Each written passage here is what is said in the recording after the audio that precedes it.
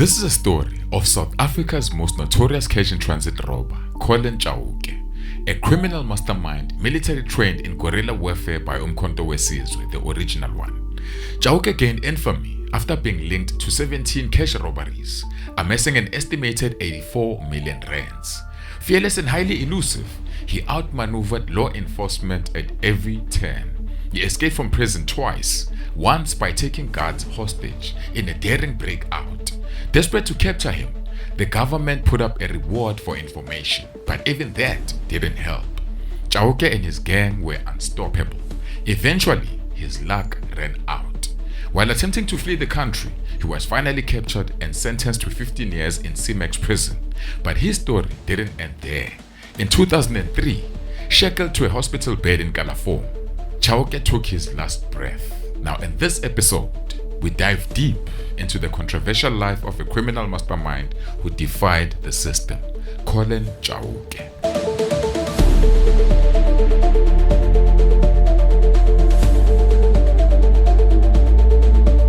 Collen Chauke was born in 1970 in Mamelodi, Pretoria, but later moved to Winterveld.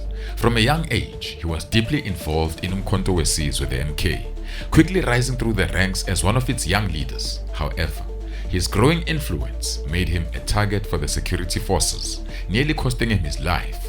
Realizing the danger, he fled into exile, joining the ANC's military training camps in Angola.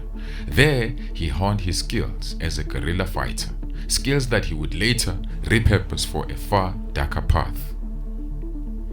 Chauke returned from exile around 1990 and became part of the ANC structures in Winterveld.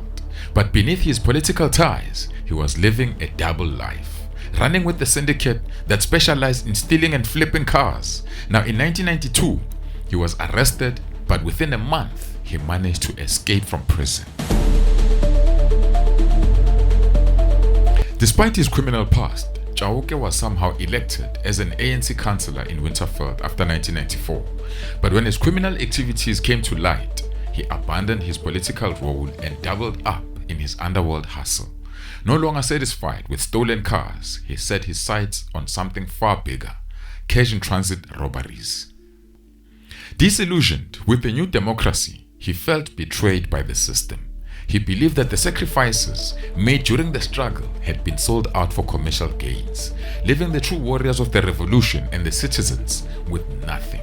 Now, if the new regime had forgotten its mission, then he would carve out his own fortune by force. Chauke was a militant gangster, never hesitated to bust his guns, good with military strategies and operating behind enemy lines undetected. Now, teaming up with equally militant gangster comrades, they went to work, robbing anything moving with money. Now, these heists were not ordinary robberies. They were precision strikes. Armed to the teeth, their vehicles reinforced and always working with an inside informant, they became unstoppable. And according to whispers in the streets, Chauke and his gang had an extra edge, a powerful Sangoma who performed rituals on them before and after every job, granting them protection, luck, and ensuring police never caught them. And some say his mother was also a Sangoma.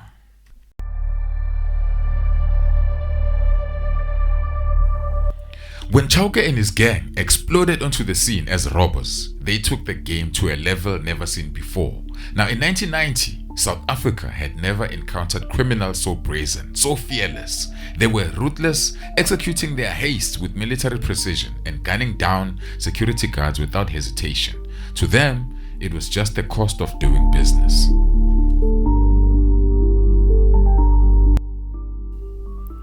According to reports, Chauke and his gang carried out at least 17 robberies between 1995 and 1999, amassing a staggering 84 million rands. Now, adjusted for today's value, that's around 400 million rands. Now, these guys were busy. They weren't just making money, they were staking it up.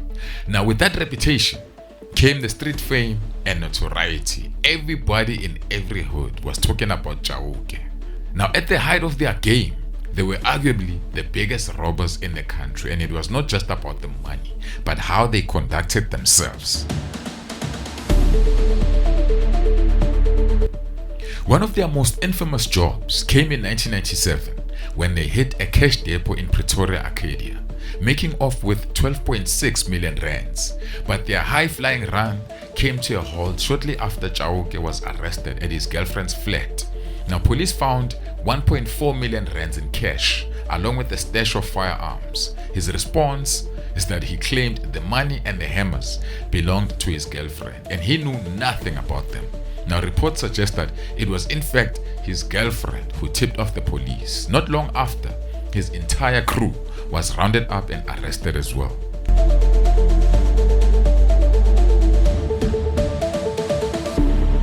But Chauke wasn't the type to stay behind bars. Within 2 months of being incarcerated, he and his gang orchestrated a violent prison break. They took wardens hostage, and in the chaos, one was shot. The escape humiliated the police and the government, and it turned Chauke into South Africa's most wanted man.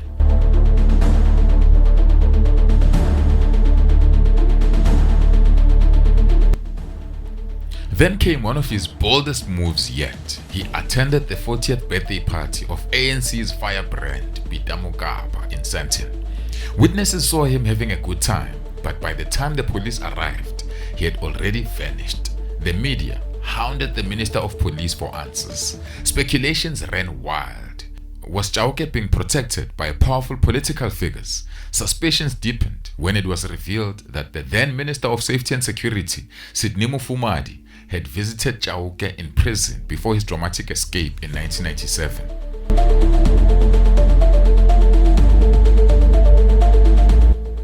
Collen was no ordinary man. He was a legend in the streets, a ghost in the system, and a walking embarrassment to law enforcement.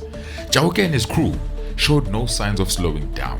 They continued their string of high-profile robberies, but not everyone was built for the outlaw life. Now, some of his men, having made more than enough money to last them a lifetime, wanted out, but Collen, nah, he wanted more.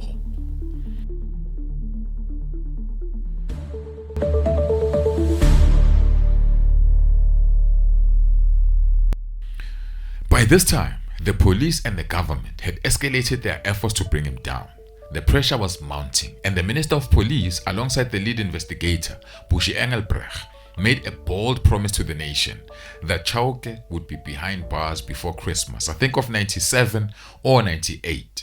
But Collen was always a step ahead. Now, on that Christmas, in a move straight out of a James Bond movie, he personally delivered a Christmas card to the very officer who was leading the hunt, mocking the authorities and proving that they would never catch him.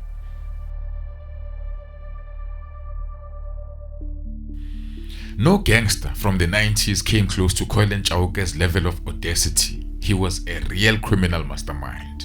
Now, while on the run, he gave interviews to the media in which he maintained his innocence, claiming he was being framed. According to him, it was actually the police investigating him who were behind the robberies, while politicians used him as a scapegoat. He insisted he was never a robber, just a dope dealer moving coke.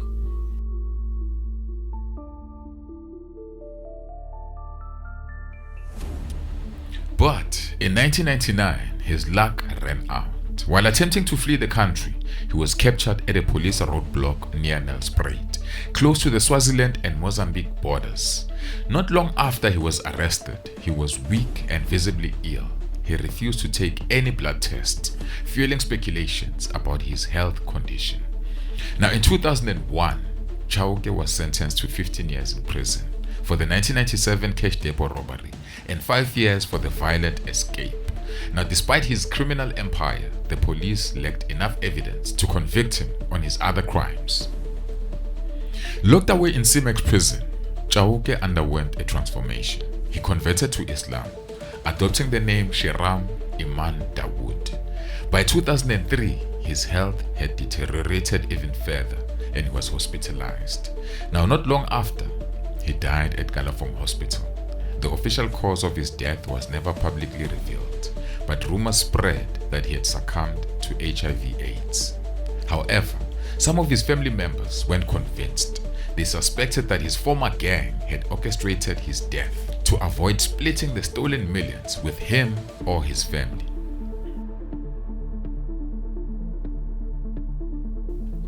Collen's story became the stuff of legends. A movie, Enemy Number One, or it was State Enemy Number One, was made about him, though it never really gained much traction. But more recently, Netflix released a 6-part series loosely inspired by his life called Soon Comes the Night. I highly recommend it. It's a dope watch, man. I highly recommend it.